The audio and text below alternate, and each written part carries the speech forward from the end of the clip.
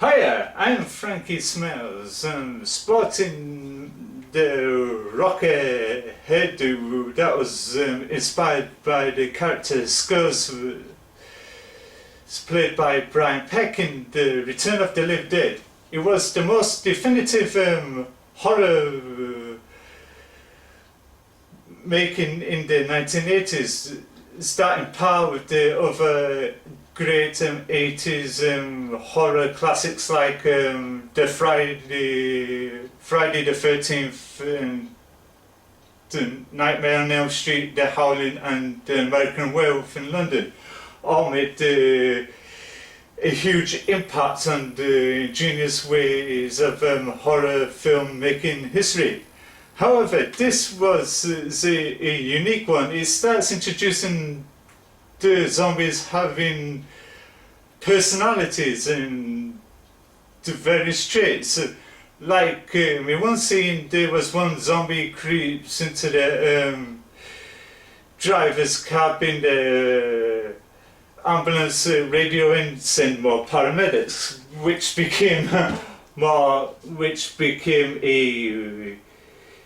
a funny line in the film that was replicated towards the later parts of the film. It was a case of wash, rinse and repeat, with another zombie said send more cops, which became iconic. But the most ironically shocking thing about The Return of the Living Dead is the tombstone dancing, where the character Trash, played by Linnea Quigley, goes on about living sucks and all she wants to do is die in the hands of a bunch of old men who start biting and eating her alive, then ripping off all of her clothes, then going over to do a spontaneous gravestone dance to the tune Tonight We Make Love Until We Die by SSQ. But however, in the production of the scene, that wasn't the original track. The original track was Nasty Girl by Vanity, but in post-production, that song by Vanity got replaced by the SSQ one, which held its own. But the most challenging thing about making that scene was how to get around the censorship issue, like when it comes to nudity on film and that. However, they did so many retakes of the naked and tombstone dance, which they had to take Linnea to the makeup department to get shaved off and fitted with a prosthetic piece to cover anatomical aspects of her body, according to William Muntz in the documentary on the Return of the Living Dead and etc. He worked in the collaboration with William Stout to shave the hairs off Linnea's body and to fit a prosthetic piece, so in order to please Graham Henderson, the film's producer. Once the challenges of that what was done, that paved the way for Linnea's character to come back from the dead as the naked zombie chick, which still delights and entertains people young and old alike today. But the most ingenious zombie in the entire film, The Return of the Living Dead, is the Tarman, played by Alan Trotman, who is an established actor and puppeteer, which he played the character to brilliance and how he moves and like that. And yeah, it was ingenious at the head of its time, but as soon as when the film was wrapped and premiered and that, along came a sequel, The Return of the Living Dead 2. But due to the complicated reasons is none of the actors can reprise their character roles from the first film. To say at the end of the film it ends with a holocaustic climax with a dirty great big bomb that flattens everything. That according to James, Karen delivers a great line about it's a typical army fuck up, which in case of the gravitas of the film, that was about the army constantly screwing up in the experiments that every time they try to contain it is to make things more worse. They thought they contained the problem at the end of the first film, but it climaxed with the zombies rising up from the grave and etc. But instead of having the comedy in the front and the horror jump scares at the back in The Return of the Living Dead, it was the other way around. It was the horror first and the comedy second, which came out through the situations like Tom Matthews is breaking down, becoming a zombie and want to show his love to Tina, played by Beverly Randolph, by saying, if you really love me, you will let me eat your brains, which was the shocking hell out of it.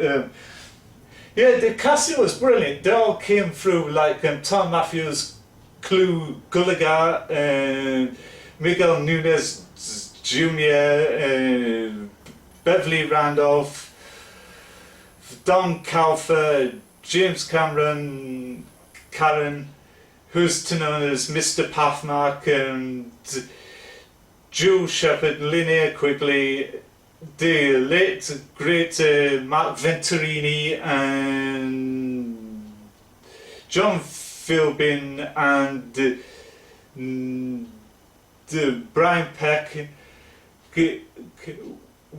which they all came through as the characters.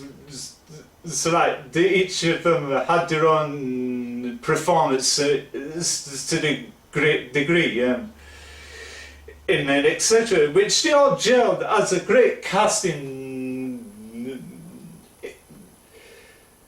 camaraderie in the entire film. It was like when the actors was cast in the film Aliens with James Cameron, which they all gelled and worked as a continuous unit. That's one thing that The Return of the Living Dead excels brilliance with the whole casting development and character creations and etc. Nobody was out of place in the entire film. They all rocked it, and the soundtrack itself also rocks with especially with my personal favourite, which is the SSQ song Tonight, which becomes imprinted in most horror film fans to this very day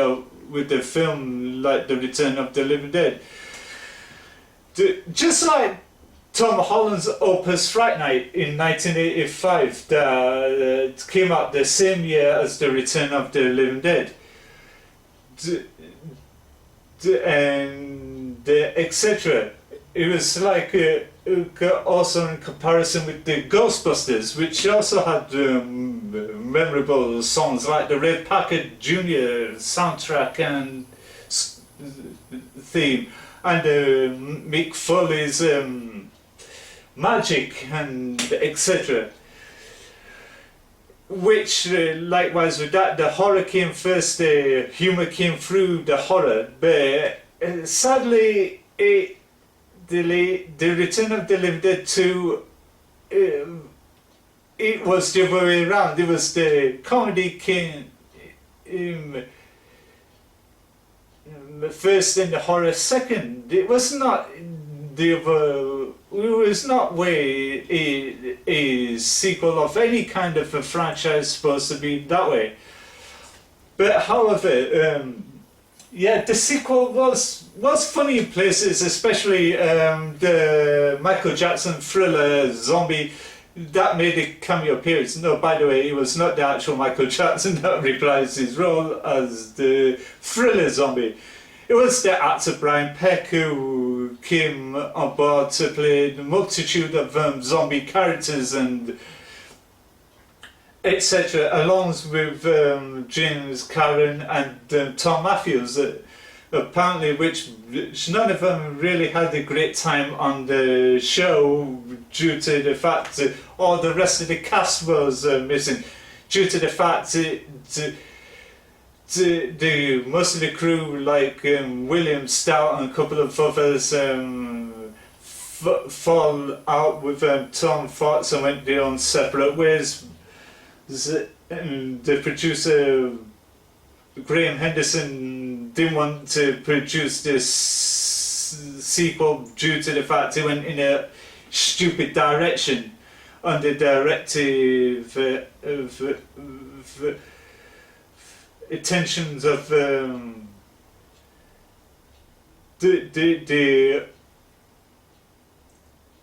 other guy. I can't remember what his name is. You can figure it out yourself. Yeah, me quite personally, I prefer the first one over the other ones in the series. But this one represents all the easy comic feel to the characters, and that makes them all look like you're watching a creepy episode of Scooby-Doo with the comic and horror humor and all sorts of stuff. But the whole creation of how to stylize the characters in the film came from an idea of a recommendation mainly down to Brian Peck, who was familiar with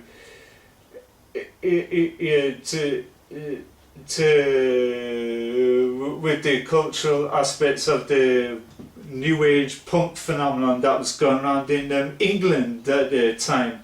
But nobody in America can quite grasp that. But there was punk stereotypes before that in films like The Warriors and Mad Max, which had punkish type characters with mohawks like the one I've got, yeah, and etc. However, Return of the Living Dead was a genius classic of all time, which had great moments like the Linnea Quigley stripping off nude, looking like a plasticated Barbie doll, dancing around on the tombstone after when she explains to Spide, played by Miguel Nunez Jr., about living sucks, all she wants to do is die. But yeah, it was very hilarious. But the whole aspects of the film, that poor Beverly Randall came up with a cropper to say she slipped through the broken stairs, covered in bruises, and that. Just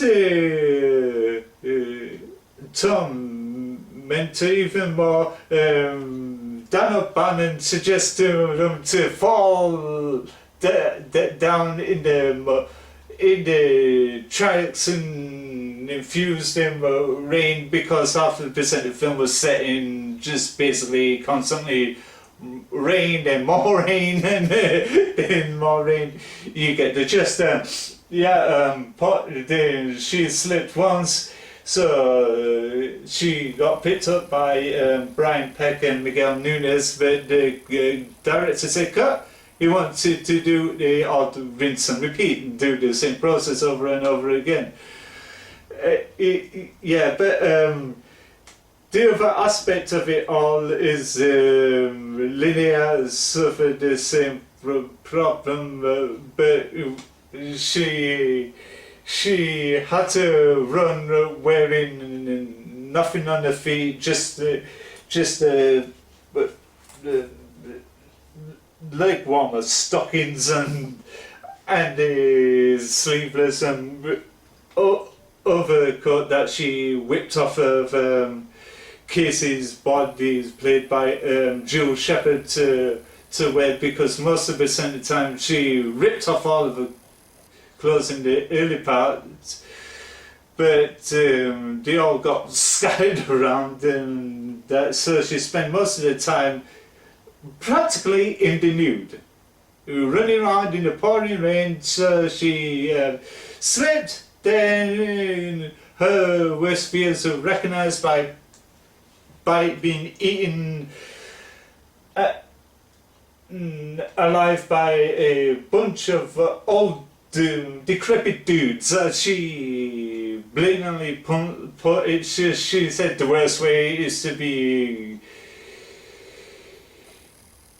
is for a bunch of old men to get around her, start biting and eating her alive. Then she said, first you're gonna tear off their clothes like the Incredible Hulk. That also became a trademark. But the most trademark of the whole shirt ripping, that became a constant trademark with the American wrestler Hulk Hogan. That became a continuous trademark of his. But then she does this weird spontaneous gravestone dance. Yeah, to say that many guys must have seen it at the cinema, must have a continuous boner. Probably still do, watching it today, to the whole gravitas of it all. Yeah, that was a great line, great scene, and Tarman was a great dude. To say I did not like the Tarman in the second one because it wasn't exactly the same. To say that William Stout threatened Ken Wiederhorn, that's the dude I was trying to say that directed the second one. Yeah, William Stout threatened to sue Ken Wiederhorn if he uses any of his concept designs for the zombies in the second film, but yeah, but Kenny Myers was only the one who stayed on board to do the effects makeup for the second one, because due to the fact he was best friends with Tom Fox at the time. So he got the gig that way, but the whole problem was they had to redesign the Tarman, which was not very good, which was goofy and all. But where the Tarman in the first film had character, and that because he was wonderfully constructed by William months before he got fired from the set due to the fact he wasn't stepping up on this game with the effects and that. However, the other great character in the Return of the Living Dead is the Half-Lady Corpse, which she was the scene which she eventually explains why zombies eat people is because they treat people as drugs and that to relieve the pain from rotting from the inside. When she says to Don Calfer's character Ernie Carlton Burnett, to say the story about Ernie Carlton Burnett was named after a a Nazi henchman in the Second World War that got hung up in Nuremberg, and that which in that interrogation scene, which Don Calfer executed the interrogation of the half-lady corpse, and want to get down to the root of the problem. Why do the undead eat people? She said it makes the pain go away, because mainly the brain starts like an opiate to help to reduce the pain, and zombies really go for the brain part just to get the endorphins in the brainial cavity part of the head to relieve the pain of decaying and rotting. However, when making that scene, Brian Peck stood in and did a voice of the half-lady corpse, which was his performance of the half-lady corpse was genius. But however, when it comes to the main final cut of the film, somebody came up to him and said, "Didn't you know that your voice was being replaced by a woman because it sounded like more feminine than masculine and that?" But Brian Peck was observant in that, to say he also had other duties like playing one of the zombies that crawling up, but he didn't see his face, you only see him crawl like that, which was genius in that. Yeah, it was it does the characters like the half-lady corpse and the tar man and the zombie trash became icons in their own right with the power of the internet, which the fans shared their drawings of the half-lady corpse, the tar man and trash in a punk form, then in a undead form, where she bites the homeless dude played by William Stout, looking like she's got the Bruce Campbell elongated jaw piece. So, as you see him in the scene of the Evil Dead when trying to shake off being possessed, when he does that, and which he goes like that, which his jaw ends up like that, and that on Linnea's face looked like the Bruce Campbell jaw from the Evil Dead film. But her resurrection scene was the most great scene ever, where she resurrected as one of the undead to the remix of the tune "Tonight We Make Love Until We Die" by SSQ. That sparked most confusion amongst the fans on the internet, saying, was this a fan edit or wasn't it? But me, quite personally, I fall into those category. It wasn't. It was the official thing, because I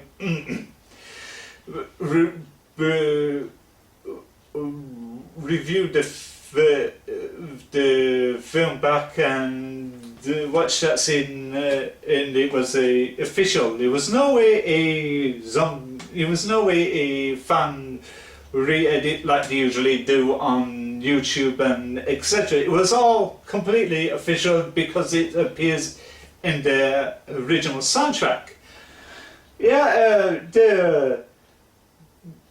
The film The Return of the Living Dead holds of its own. It has great writing, great casting by Stanley Stokes,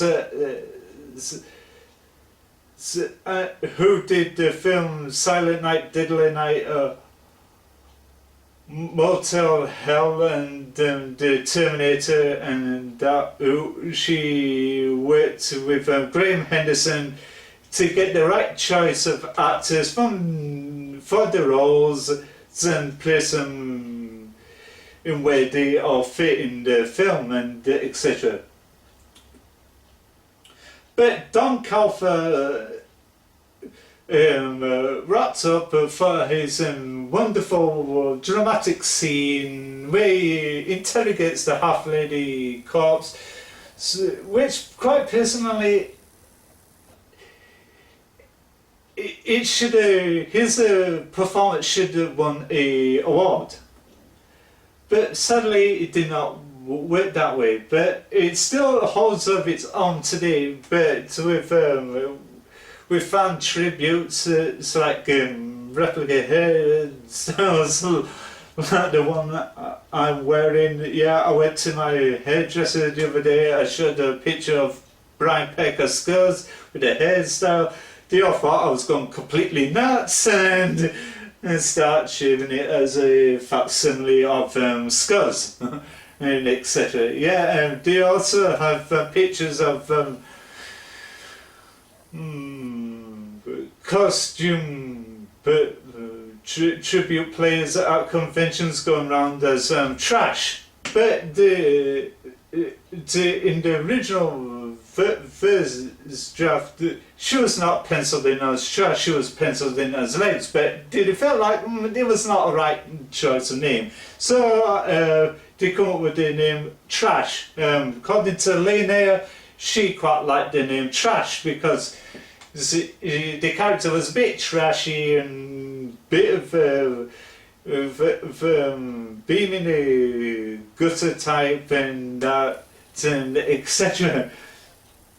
But the most hilarious scene is the one where Spider, played by Miguel Nunez Jr., goes, what was funny, can say, oh, we all, something like this, oh, we all totally fun, and all this fun, and I got all hysterical. So Don Calfer's character, Ernie Calterburn, went like that twice. He was very observant about doing a scene, about very pretentious and that, due to the fact it was the kind of thing that some of the actors don't like. So after pluck up the courage from the Dan O'Bannon to tell him to let it rip. So when the cameras rolled again, Don Calfer went up to Miguel Nunez, went like that twice. But you also really think that doing a slap, people usually slap people in films. They usually do it fake, which Shin Foley, they go like this and. But it was all done for real, but which poor Miguel was totally enraged, was about to go up and lynch him, Don Calfer, but Dan O'Bannon stopped it. But the whole story about Clue going off the rails by running to them with the bat and throwing stuff and that, but which was born out of all exaggeration. According to Clue, he says he never did it. He would never hit a person at work or that because he was not that kind of person. But Jules Shepherd and amongst a few others were beg to differ. Beverly Randolph said she didn't want to jump up in the air and say, yeah, my hero, and that, just in case of being fired and that, because Dan put her through so much pressure and that. But as it stands correctly to this very day, that Clue never ran after Dan with the bat and going off on one. Yeah, but which was she was a great gravitas and that, but long after the film became a success, along came the slew of videos and DVDs to the Return of the Living Dead, and etc. The video screen I'm playing is from an old DVD extra disc what I had ages ago, because this machine can't accept the Blu-ray disc. But on the other aspects, yeah, it was a great film. The humour came through the situations of the horror instead of the other way around. But if they did it the other way around, it usually fall flat. It was not very good at within it all. But it was the great combination. Like they had the horror first and the comedy after, and etc. Which is pure and genius. But sadly, short after the actor Mark Venturini died suddenly of leukemia, which sadly upset loads of fans, to say that Venturini would have loved to be around today to meet the fans, to thank him for supporting the film The Return of the Living Dead. He would have loved touring conventions and meeting the fans, mostly some with the replica suicide hairstyle and all the leather and chains and all that lot.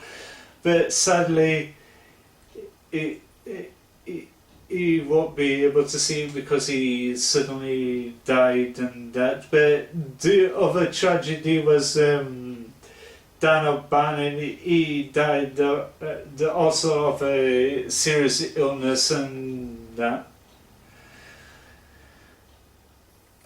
But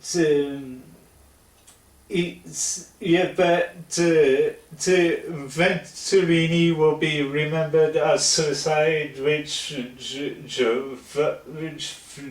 fans will watch it and be inspired. Probably still go to costume play and conventions, as is his character Suicide, and that, to meet the likes of Linnea and Brian Peck and the others and that. Yeah, it's a great movie. Watch it. It's highly recommended. Great for Halloween. Great for if you want to be all inspired and all that lot. Going around as your favourite characters like Suicide Scars and Tina and Spider and Casey and Freddy and Trash and also and all that lot. Yeah, it's a great movie. Great, and it's also great to, if you're into the kind of sub-horror genre, it holds its own. It was not like the others in the past, which the zombies was so generic, boring and that. But in Dawn of the Dead, they did have a hip zombie, the David Emgate character, which she played the Fly the guy, which he turned into a zombie, and that which was very cool, and that and etc.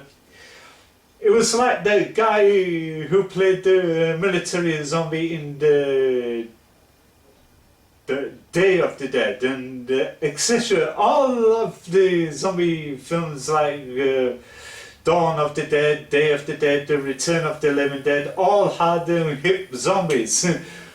Just like the Michael Jackson's Thriller, to say in the same year as we become a hit, then he went to become a porno spoof called Driller, a sexual thriller, and all that lot, which is a dumbass porno film.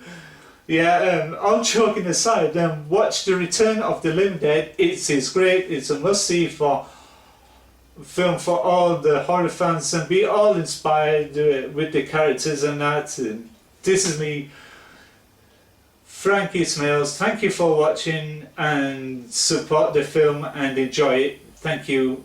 Bye bye. Peace.